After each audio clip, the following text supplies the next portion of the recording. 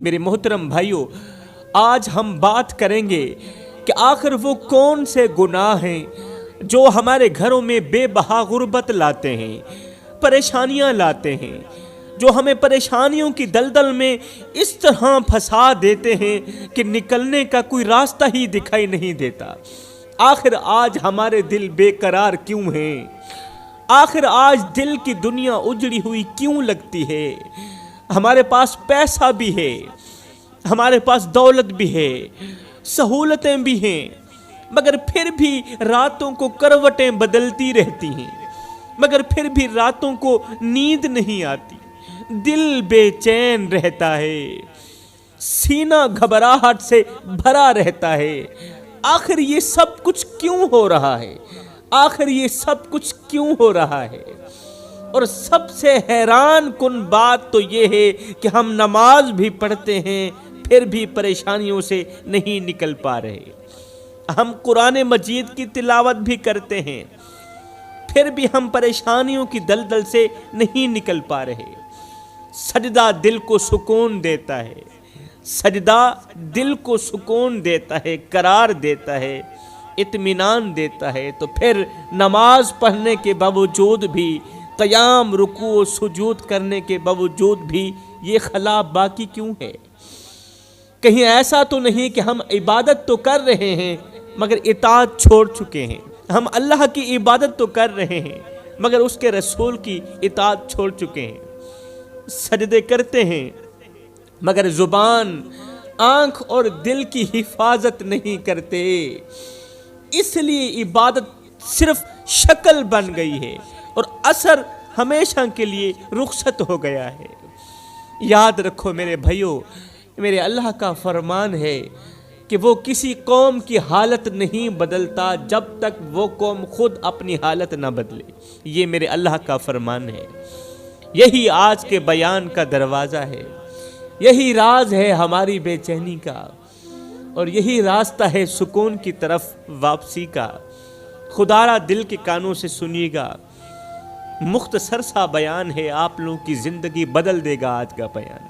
آج گھر گھر میں پریشانیاں ہیں، گھر میں رہنے والا ہر ایک انسان پریشان حال نظر آتا ہے، جیسے ہر دل پر کوئی بوجھ رکھ دیا گیا ہو، جیسے مسکراہٹیں اندر ہی اندر مرجھا چکی ہوں، جیسے سکون نام کی کوئی چیز اس زمانے سے رخصت ہو چکی ہو۔ اور حقیقت یہ ہے کہ پریشانی کبھی اچانک نہیں اترتی میرے بھائیوں، یہ وہاں اترتی ہے جہاں دل اللہ سے دور ہو جائے۔ یہ مصیبت، یہ پریشانی اچانک وہاں اترتی ہے جہاں دل اللہ سے بہت زیادہ دور ہو جائے، جہاں گھر میں برکت کی روشنی کم ہو جائے، جہاں خوف خدا کا چراغ بجھنے لگے۔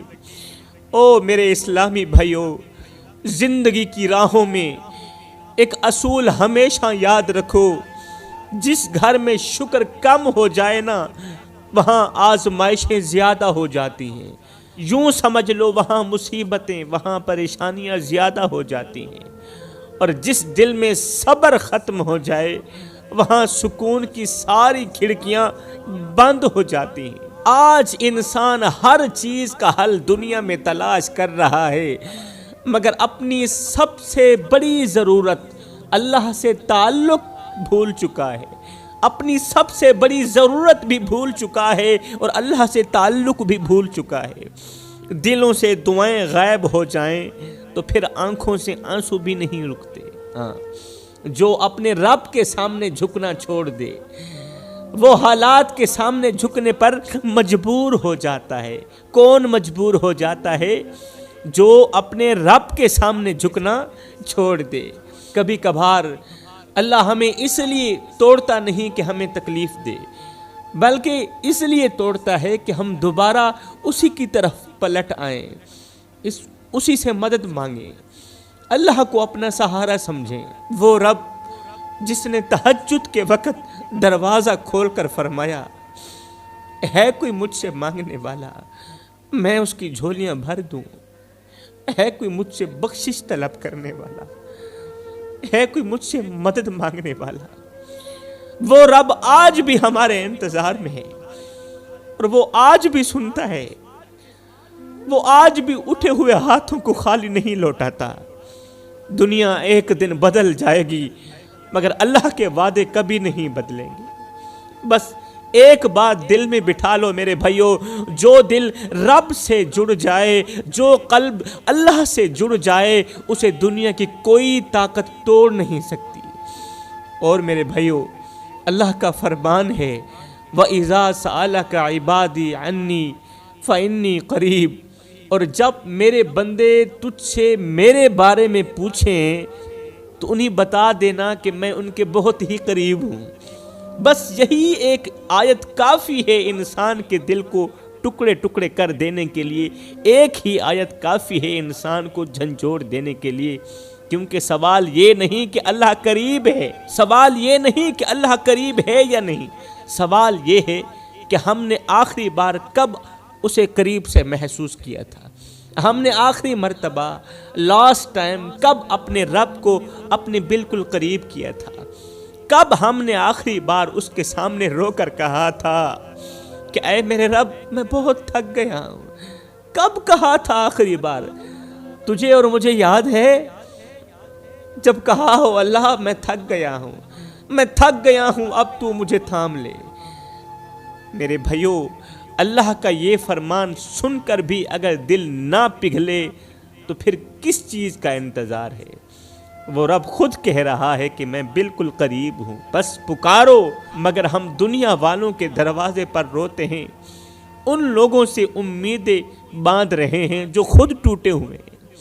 دل تب ٹوٹتا ہے جب انسان انسان سے امید رکھے، لیکن دل تب جڑ جاتا ہے جب انسان اللہ سے امیدیں باندھ لے۔ کبھی ایک لمحے کے لیے سوچو، اگر آج اللہ ہمارا ہاتھ چھوڑ دے تو ہم کہاں جائیں گے؟ آج اگر اللہ ہمارا ہاتھ چھوڑ دے تو ہم کہاں جائیں گے؟ ہماری دعائیں، ہمارے آنسو، ہماری تھکی ہوئی آہیں سب کس کے سامنے جائیں گی؟ وہ رب روتے ہوئے انسان کو بہت پسند کرتا ہے، وہ رب گڑ گڑاتے ہوئے انسان کو بہت پسند کرتا ہے، خاشیت الہی میں روتے ہوئے انسان کو بہت زیادہ پسند کرتا ہے۔ وہ دل کی دھڑکنوں تک سنتا ہے، وہ خاموش آنسوؤں کو بھی قبول کر لیتا ہے۔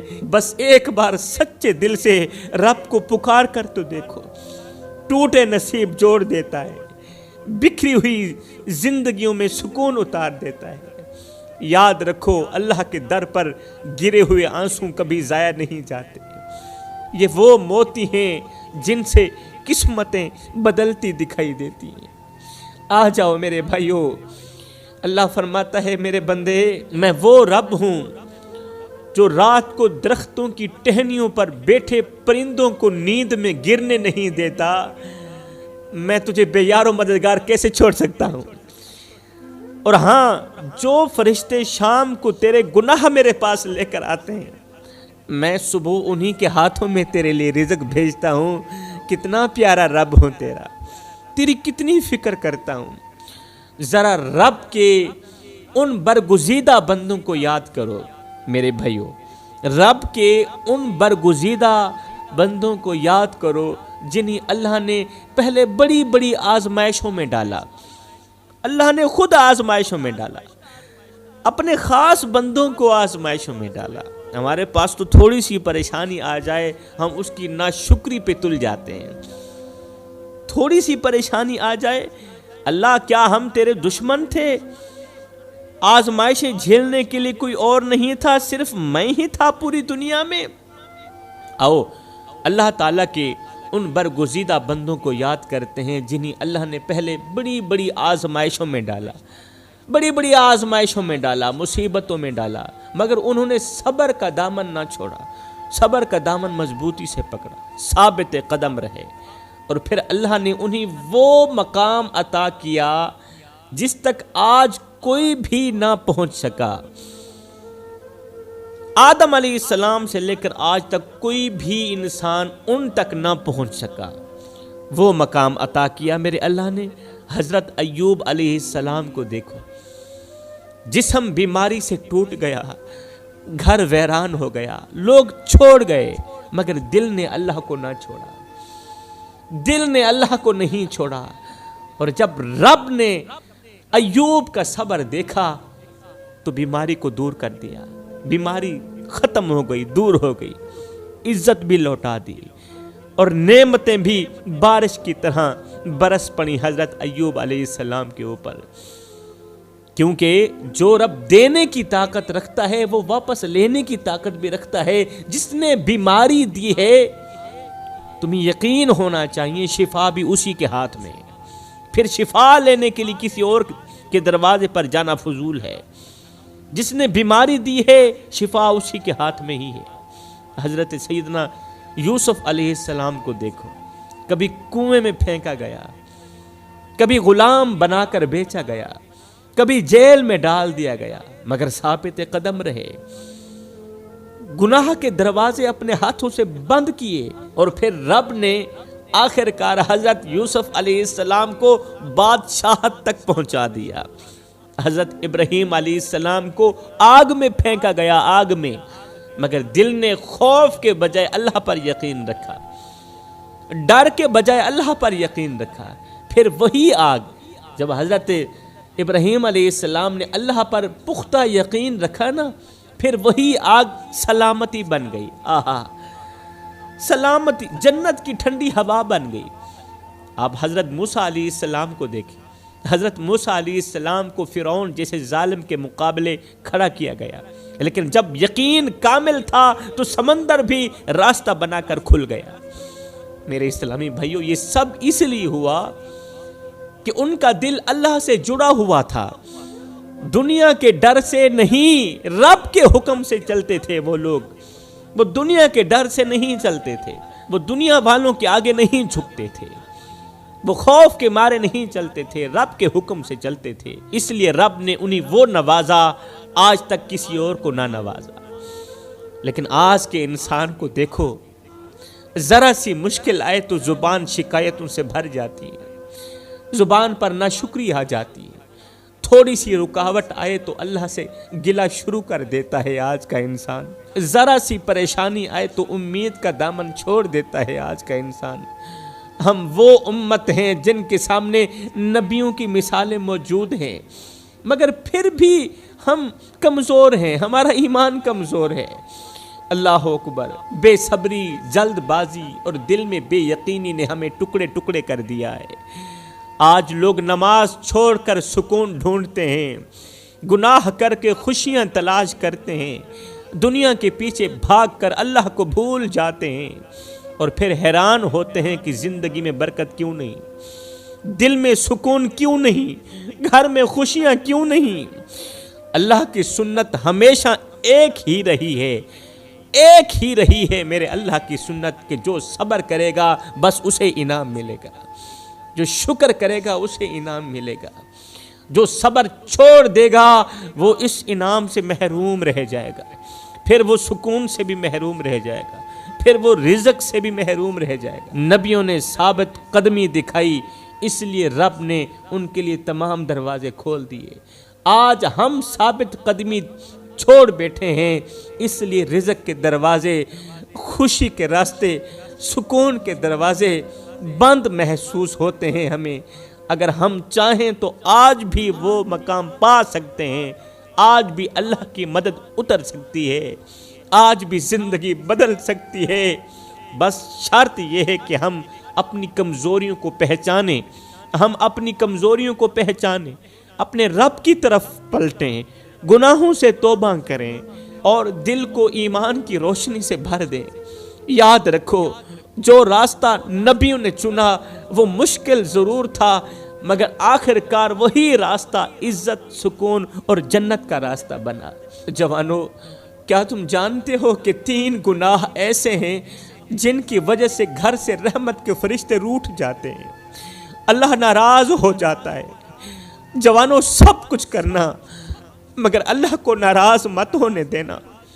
جس بندے پر اللہ ناراض ہو جائے پھر دنیا کا کوئی سہارا اسے بچا نہیں سکتا، کوئی رشتہ اسے تھام نہیں سکتا، کوئی دولت اس کے دل میں سکون نہیں اتار سکتی۔ انسان جب سب کچھ کھو دیتا ہے تو دوبارہ حاصل کر لیتا ہے، لیکن جب وہ اللہ کی رضا کھو دیتا ہے تو پھر اسے واپس پانا آسان نہیں ہوتا۔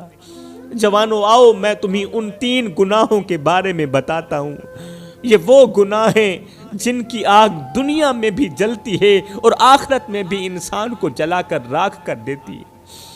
ان 3 گناہوں میں سے پہلا گناہ یہ ہے کہ جس گھر میں نافرمان اولاد کی وجہ سے بوڑھے والدین روتے ہوں، جس گھر میں اولاد کی سختی اور بے ادبی نے باپ کے کندھے کو جھکا دیا ہو، یاد رکھنا اس گھر سے اللہ کی رحمت اٹھا لی جاتی ہے۔ کچھ نوجوان والدین کے آنسوں کو معمولی سمجھتے ہیں، بوڑھی ماں کے آنسوں کو معمولی سمجھتے ہیں، ان کے دکھ کو ہلکا سمجھتے ہیں، مگر اے نادانو تم نہیں جانتے والدین کی بد دعا 7 آسمانوں کو چیر کر عرش کا دروازہ جا کھٹکھٹاتی ہے اور اپنی بات منوا کر ہی دم لیتی ہے۔ نافرمان اولاد اپنے ہی ہاتھوں سے اپنی تقدیر تباہ کر دیتی، رزق کے راستے بند کر دیتی ہے اپنے ہی ہاتھوں سے، اور پھر حیران ہوتی ہے کہ آخر ہمارے لیے زندگی اجیرن کیوں بن چکی ہے، گھر میں برکت کیوں نہیں رہی، دل میں سکون کیوں نہیں رہا۔ آج کتنے لوگ ہیں جو اس وجہ سے پریشان نہیں کہ وہ غریب ہیں، بلکہ اس وجہ سے پریشان ہیں کہ وہ بے سکون ہیں، وہ بے چین ہیں، پیٹ بھر جاتا ہے مگر دل نہیں بھرتا۔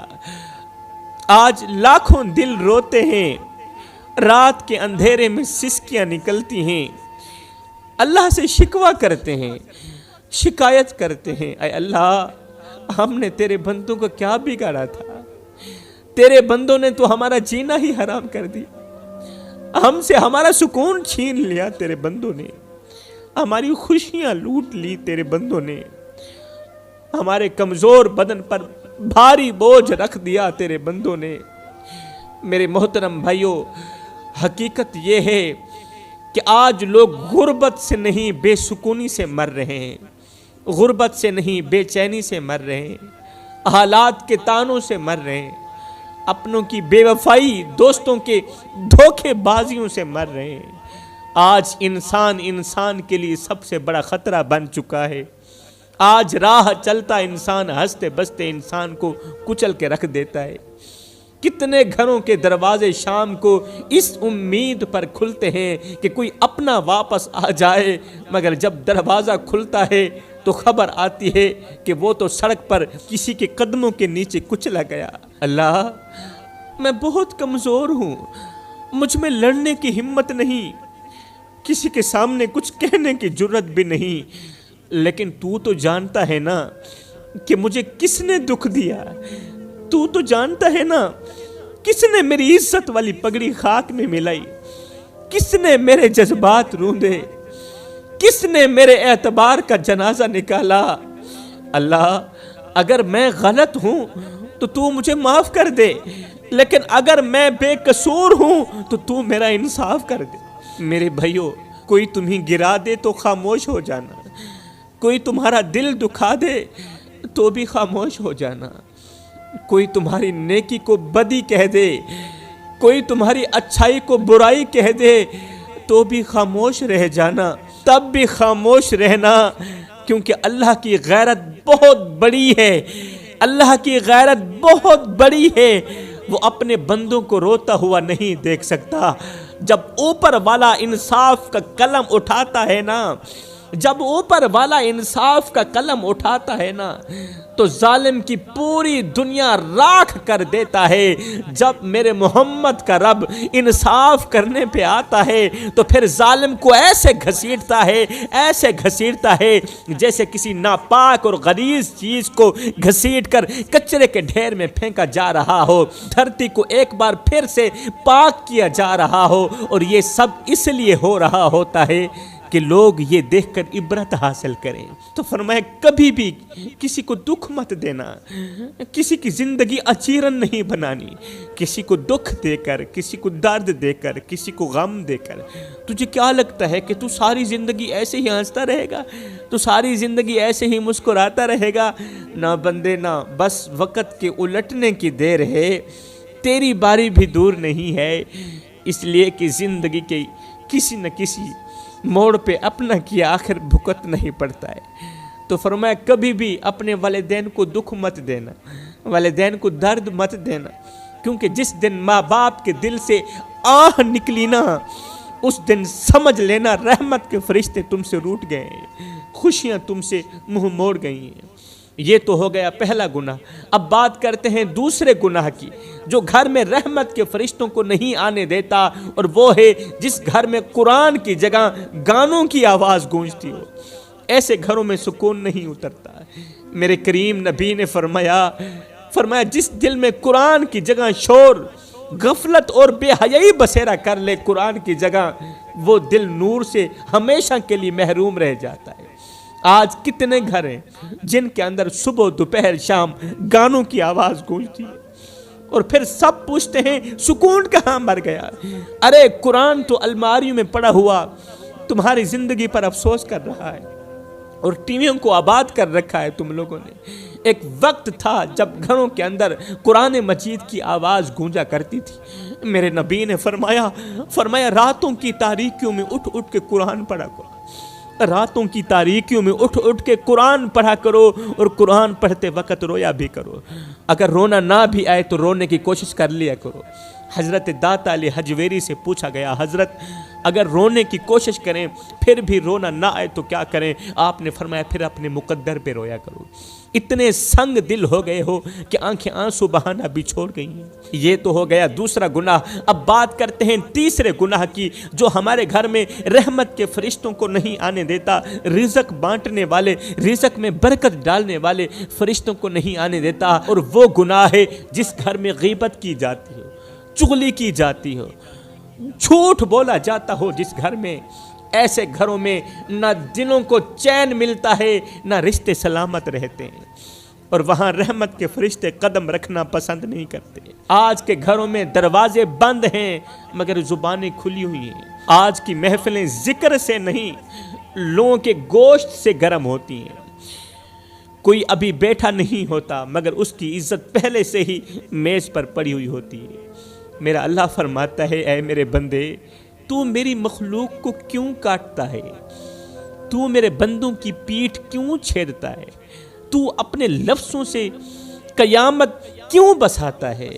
میرے محترم بھائیو، اگر تم واقعی سکون چاہتے ہو، اگر دل کا قرار واپس لانا چاہتے ہو، اگر راتوں کی بے چینی ختم کرنا چاہتے ہو، تو پھر اللہ کی طرف لوٹ آؤ، پھر دیر نہ کرو، کیونکہ وقت ہاتھ سے پھسل رہا ہے اور دل تھک چکے ہیں۔ یاد رکھو اللہ کا فرمان ہے، الا بذکر اللہ تطمئن القلوب، خبردار دلوں کا سکون صرف اللہ کے ذکر میں ہے۔ یہ آیت صرف پڑھنے کے لیے نہیں، رونے کے لیے بھی، یہ سمجھنے کے لیے نہیں، لوٹ آنے کے لیے بھی ہے۔ ہم نے ذکر چھوڑا تو دل ویران ہو گئے، ہم نے اللہ سے ناطہ کمزور کیا تو سکون ہم سے ہمیشہ کے لیے روٹھ گیا۔